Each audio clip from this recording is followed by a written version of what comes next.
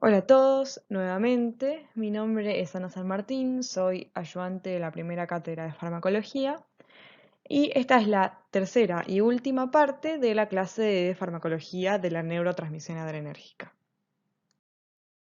Hasta ahora vimos las bases de la neurotransmisión adrenérgica, luego vimos los agonistas y ahora, por último, vamos a ver los antagonistas adrenérgicos.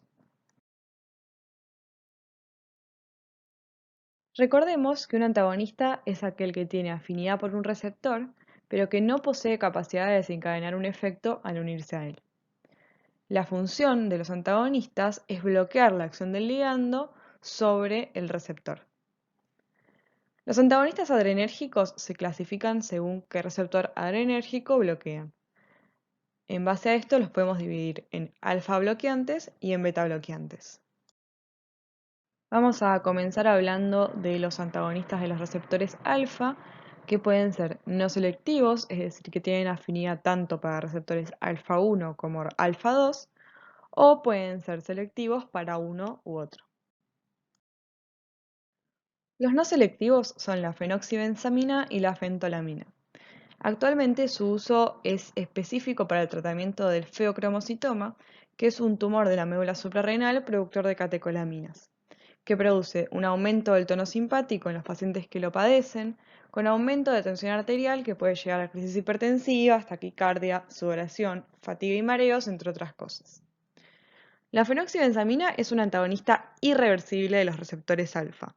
Por lo tanto, su duración de acción es muy prolongada, ya que para que vuelvan a funcionar estos receptores se tienen que volver a sintetizar. No pasa lo mismo con la fentolamina, que es un antagonista reversible. El mayor efecto adverso de este grupo de drogas es la hipotensión, que puede dar taquicardia refleja y también puede dar síncopes. También puede dar arritmias, eventos cardíacos isquémicos y alteraciones del sistema nervioso central. Dentro de la clasificación de no selectivos, vamos a mencionar a los derivados del cornezuelo del centeno, que también pueden encontrarlos en la bibliografía como ergóticos. La ergotamina y la ergonovina son agonistas parciales del receptor alfa-adrenérgico, que cuando hay altas concentraciones circulantes de adrenalina actúan como antagonistas y bloquean su efecto alfa, pero por sí mismos pueden dar una vasoconstricción ya que son agonistas parciales. La ergotamina era muy utilizada para el tratamiento de la migraña, pero su alto índice de efectos adversos y la aparición de nuevas drogas con la misma finalidad fueron desplazándola del mercado. Lo mismo ocurrió con la ergonovina, que era una droga que se utilizaba para prevenir la hemorragia postparto. Los efectos adversos de estos dos derivados consisten en náuseas, vómitos, parestesias, crisis anginosas y con el uso crónico de la ergotamina aparecían cefaleas de rebote, isquemia miocárdica y hasta gangrena de extremidades, por el efecto vasoconstrictor que le otorga su agonismo alfa. Vamos a hablar ahora de los antagonistas selectivos de alfa 1. La droga patrón de este grupo es la prazosina y luego fueron apareciendo la doxazosina, la terazosina y la tamsulosina. Estos fármacos actúan como vasodilatadores y en consecuencia disminuyen la presión arterial, pero no son primera línea en el tratamiento de la hipertensión arterial y cuando se utilizan se suele hacer en combinación con otros antihipertensivos, pero no se utilizan por sí solos. Además, la prazosina, gracias a su efecto vasodilatador, puede utilizarse para el tratamiento del vasoespasmo digital que ocurre en pacientes con enfermedad de Raynaud. Estas drogas también se utilizan en el tratamiento de la hiperplasia prostática benigna, especialmente la tamsulosina. Esta enfermedad consiste en un aumento del volumen de la próstata que lleva a la obstrucción por compresión de la uretra en su porción prostática. Por lo tanto, cursa con dificultad en la micción y retención urinaria. La tamsulosina, al actuar sobre los receptores alfa 1 del trígono y el esfínter vesical, produce la relajación de estos y facilita la micción. El efecto adverso característico de estas drogas es la hipotensión ortostática. Por eso se recomienda a los pacientes que inicien con dosis pequeñas y que tomen el medicamento por la noche antes de irse a acostar. Hacemos una breve mención de los antagonistas selectivos alfa 2, que son la yohimbina y la mirtazapina. Además de bloquear a los receptores alfa 2, también bloquean receptores de serotonina. La yohimbina no se utiliza hoy en día, se creía que se podía utilizar para la hipotensión ortostática y la disfunción sexual masculina, y la mirtazapina es un antidepresivo.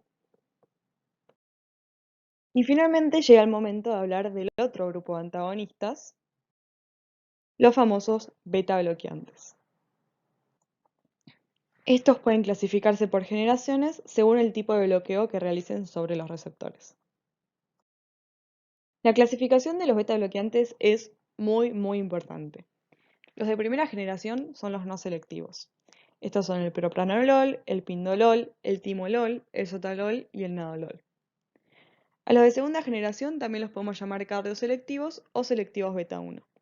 Estos son el atenolol, el metoprolol, el esmolol, el bisoprolol y el acebutolol. Los de tercera generación se dividen en no selectivos y selectivos beta 1. Este grupo además posee acciones cardiovasculares adicionales de las que vamos a hablar ahora próximamente. Los no selectivos son el carvedilol y el labetalol, y los selectivos el nebivolol y el celiprolol. Los beta bloqueantes de primera generación son, como dijimos, no selectivos. Esto significa que bloquean tanto beta 1 como beta 2. Los de segunda generación, por su lado, son selectivos beta 1. Los beta bloqueantes de tercera generación son aquellos con acciones cardiovasculares adicionales, como habíamos dicho hace un ratito. Los no selectivos, además de bloquear beta 1 y beta 2, bloquean también alfa 1. Eso les confiere una propiedad vasodilatadora. El carvedilol posee además una acción antioxidante al depurar especies reactivas del oxígeno y proteger a las membranas plasmáticas de la peroxidación lipídica. Y el abetalol, por su lado, además de ser bloqueante beta 1, beta 2 y alfa 1, tiene actividad de agonista parcial sobre beta 2 e inhibe la recaptación de noradrenalina de una manera similar a la cocaína. El nebivolol, que es un bloqueante selectivo de beta 1, además tiene un efecto vasodilatador por un aumento en la producción de óxido nítrico mediada por un efecto agonista sobre receptores beta 3. Y el celiprolol, además de ser selectivo beta 1, tiene acción vasodilatadora y broncodilatadora por su agonismo parcial sobre beta 2. Para hablar sobre la farmacocinética de este grupo, podemos comenzar dividiéndolos en aquellos que son hidrosolubles y los que son liposolubles, que están mencionados en esta diapositiva. Los hidrosolubles tienen menor unión a proteínas y su excreción es exclusivamente renal, en general sin modificaciones. Los liposolubles, por su lado, tienen alta unión a proteínas, pasan fácilmente la barrera hematoencefálica, tienen metabolismo hepático, en general asociado al citocromo P450, y una importante excreción biliar, a pesar de que tienen una fracción que se excreta por vía renal. Los efectos farmacológicos de este grupo son principalmente a nivel cardiovascular. Los betabloqueantes son antihipertensivos, antiarrítmicos y antianginosos. Además tienen otros efectos, por ejemplo, el timolol como solución tópica puede utilizarse para el tratamiento del glaucoma por reducir la producción de humor acuoso, y el propranolol puede utilizarse en el tratamiento del hipertiroidismo ya que inhibe a la 5-deshiodasa, que es una enzima encargada de la transformación de T4 en T3. Los efectos antiarrítmicos y antianginosos los van a ver más adelante en la materia farmacología 2. Por lo tanto, hoy solamente les voy a mencionar los mecanismos por los cuales decimos que los betabloqueantes son antihipertensivos. Por un lado, bloquean los receptores beta 1 en el aparato yuxtaglomerular. Esto hace que se inhiba la liberación de renina y no pueda continuar el efecto renina-angiotensina-aldosterona, que como recuerdan es un mecanismo que provoca el aumento de la tensión arterial. Por otro lado, bloquean los receptores beta 1 a nivel cardíaco y esto disminuye las propiedades cardíacas y reduce el gasto cardíaco. Cuando se bloquean los receptores beta 2 presinápticos a nivel central, que como mencionamos en la parte anterior de la clase, estimulan la liberación de noradrenalina de la neurona presináptica, quedan libres los receptores alfa 2, que cuando se les une su ligando, regulan de forma negativa esta liberación y por lo tanto reducen el tono simpático. Por último, hay ciertos fármacos que tienen la capacidad de generar vasodilatación, lo que reduce la resistencia vascular periférica y por lo tanto la tensión arterial. El carvedilol y el labetalol bloquean el receptor alfa 1, el nebivolol aumenta la liberación de óxido nítrico, que es un potente vasodilatador, y el celiprolol actúa como agonista de los receptores beta 2, lo que genera relajación del músculo lisovascular. Los efectos adversos de los beta bloqueantes se pueden clasificar según su frecuencia de aparición, en frecuentes, ocasionales y raros. Los más frecuentes son la bradicardia asintomática, que en realidad no causa clínica per se, sino que es un descubrimiento, y los pacientes se quejan de extremidades frías, intolerancia al ejercicio y fatiga de miembros inferiores. Luego vienen los efectos adversos ocasionales, que ya son más raros de ver. Por ejemplo, en pacientes con EPOC severo pueden desencadenar un cuadro de broncoconstricción que puede comprometer la vida. En pacientes diabéticos, especialmente aquellos que son insulinodependientes o insulinorequirientes, puede provocar un enmascaramiento de los síntomas de hipoglucemia, que es uno de los riesgos de este tratamiento. Estos síntomas son de naturaleza simpática, sudoración, boca seca, náuseas, etc. Por lo tanto, tiene sentido que los beta-bloqueantes los bloqueen. También puede observarse impotencia sexual, constipación y pesadillas. Los efectos adversos más raros son la bradicardia sintomática, el bloqueo auriculoventricular, la hipotensión, el síncope y la hipersensibilidad. Otro evento que puede ocurrir ante el uso prolongado de los betabloqueantes es el síndrome de supresión si se corta de forma brusca la administración de estos fármacos. El bloqueo prolongado de los receptores provoca una regulación positiva de estos, lo que significa que las superficies celulares poseen un mayor número de receptores que en condiciones normales. Si el fármaco se retira bruscamente, los tejidos se encuentran sensibilizados y los ligandos, tanto endógenos como exógenos, tienen más sitios de unión y por lo tanto más efecto. Es por esto que cuando los pacientes se retira, o sea, a ellos se les retira estos medicamentos, se debe hacer de forma escalonada, que es un proceso que llamamos tapering. Para ir finalizando con la clase, vamos a hablar de las contraindicaciones de los betabloqueantes. Estas pueden ser absolutas o relativas. Las absolutas son la insuficiencia cardíaca descompensada, es decir, cuando el corazón pierde su función de bomba, y esto es porque a un corazón que viene en este estado no podemos dar una droga que disminuya aún más sus propiedades. El bloqueo auriculoventricular de segundo o tercer grado, que es una bradiarritmia que provoca un descenso de la frecuencia cardíaca que puede desencadenar un síncope o un paro cardíaco. Lo mismo ocurre con la bradicardia severa. El asma o el EPOC severos, porque los betabloqueantes pueden desencadenar una broncoconstricción que pone en riesgo la vida de los pacientes, y la hipersensibilidad. Después tenemos a las contraindicaciones relativas, que son aquellas en las que podemos optar por el uso de un betabloqueante alternativo o podemos medir el riesgo-beneficio del uso de estas drogas, pero que hay que verlos de cerca a estos pacientes.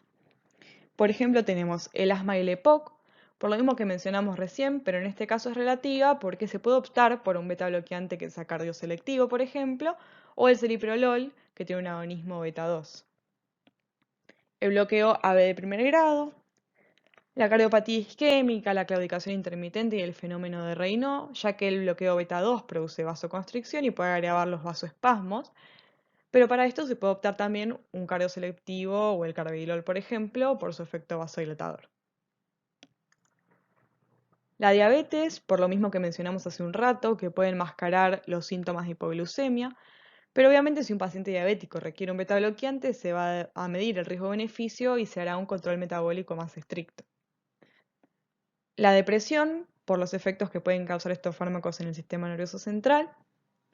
El embarazo, por riesgo de teratogenia, aunque hay un betabloqueante que está indicado en las crisis hipertensivas del embarazo, que es el labetalol. Y por último, la insuficiencia hepática, donde se optará por fármacos hidrosolubles, y la insuficiencia renal, donde preferiremos fármacos liposolubles. Por último, quería hacer una aclaración sobre el uso de beta bloqueantes en el embarazo. Además de la teratogenia, que es un riesgo aumentado de malformaciones fetales, los beta bloqueantes se asocian a riesgo de parto prematuro, restricción del crecimiento intrauterino, bradicardia fetal e hipoglucemia. Aquellos que no tienen actividad sobre alfa-1 son los que más se asocian a restricción del crecimiento intrauterino, ya que alteran el flujo sanguíneo uteroplacentario. Es por eso que el beta bloqueante de elección es el labetalol, porque bloquea alfa-1 y además porque por sus características farmacocinéticas tiene poco pasaje transplacentario, probablemente por su baja solubilidad en lípidos.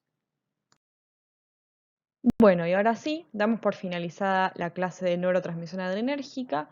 Les agradezco por su atención y por su paciencia y les dejo en la siguiente diapositiva la bibliografía que utilicé para realizar esta clase.